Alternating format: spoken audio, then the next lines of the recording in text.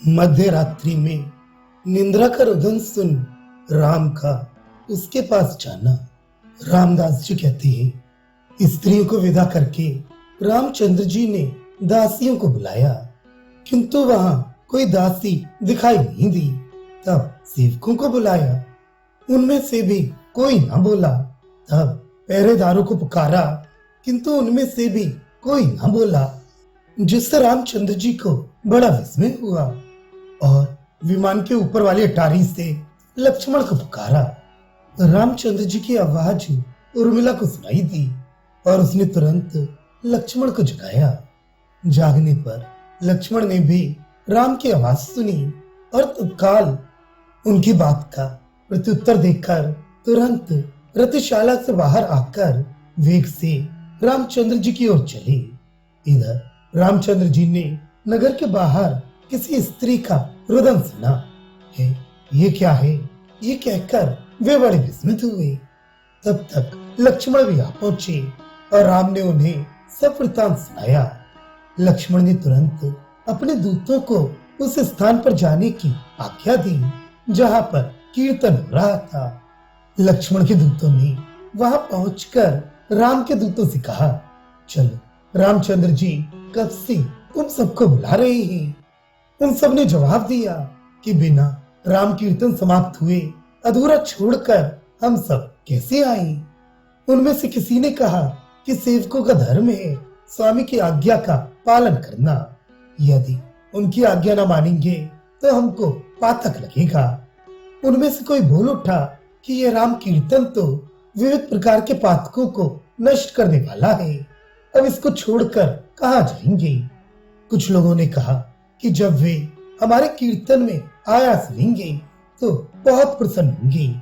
इस प्रकार असमंजस में पड़कर वे लोग राम के पास नहीं आए। इधर लक्ष्मण के दूतों ने राम के पास आकर उनका हाल सुनाया।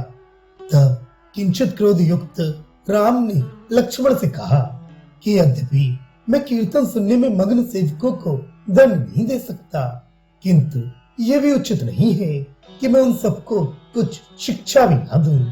इतना कहकर राम ने फिर वह नगर के बाहर वाला रोदन सुना। तब उन्होंने विमान को आज्ञा दी कि नगर के बाहर कोई स्त्री रो रही है, तुम उसके पास चलो। बहुत अच्छा कहकर विमान चल पड़ा और सरयू के तट पर जा पहुंचा, जहां पर वह स्त्री विलाप कर रही थी। अंजन के समान काली कलुटी उस स्त्री को देखकर राम ने पूछा, तुम्हें क्या कष्ट है, तुम कौन हो और क्यों इस प्रकार रो रही हो। राम की बात सुनकर उस नारी ने कहा, हे प्रभु, ये बहुत समय की बात है कि जब ब्रह्मा ने मुझे बनाया था, मेरा नाम निंद्रा है, और ब्रह्मा ने मुझ पर दया करके कुंभकर्ण की देह में रहने का स्थान दिया। तब मैं बड़े आनंद से उसमें रहने लगी, लेकिन आपने उसे भी मार डाला। मेरे रहने का एक झोपड़ा था, उसे भी आपने उजाड़ दिया। ऐसी अवस्था में रोती कलपती हुई मैं ब्रह्मा जी के पास गई और उन्हें अपनी गाथा सुनाई। उन्होंने मुझे आपके पास भेजा और मैं इस जगह आ पहुंची। सीमा रक्षकों के भय से इस नगरी में घुसने का साहस नहीं हुआ, इसलिए इसी सरयू के किनारे बैठी बैठी विलाप किया करती हूँ। हे राम, अब आप कृपा करके मेरे रहने के लिए कोई स्थान बतला दीजिए जहाँ मैं रह सकूं। इस प्रकार उसकी बात सुनकर रामचंद्र जी को पहले दूत की बातें सोचकर कुछ गुस्सा आ गया और निंद्रा से बोले, हे निंद्रे, सुनो, मैं तुम्हारे तो रहने के लिए स्थान बतलाता हूँ। जो पापी मनुष्य मेरा कीर्तन सुनने जाएं और भी पुराण श्रवण, वेद पाठ, पूजन, जप, ध्यान आदि जो कुछ भी करने लगे, उनमें तुम अपना डेरा जमाओ। जो लोग हीन प्रकृति के हों, वे चाहे देवता हो या मनुष्य, जड़, बालक, गर्भिणी स्त्री, वृत्तोत्तर भोजन करने वाले, विद्यार्थी और थके हुए मनुष्यों में तुम रहो। जो लोग ज्यादा जागते हो, उन लोगों में तुम्हें रहने के लिए स्थान देता हूँ। मेरे वरदान से तुम इन्हीं पर अपना मोहजाल फैलाओ। इस प्रकार राम की बात सुनकर वह बहुत प्रसन्न हुई और उसने भगवान को प्रणाम किया। उधर रामचंद्र जी भी अपनी नगरी में लौट आए और रात भर खूब अच्छी तरह सोई।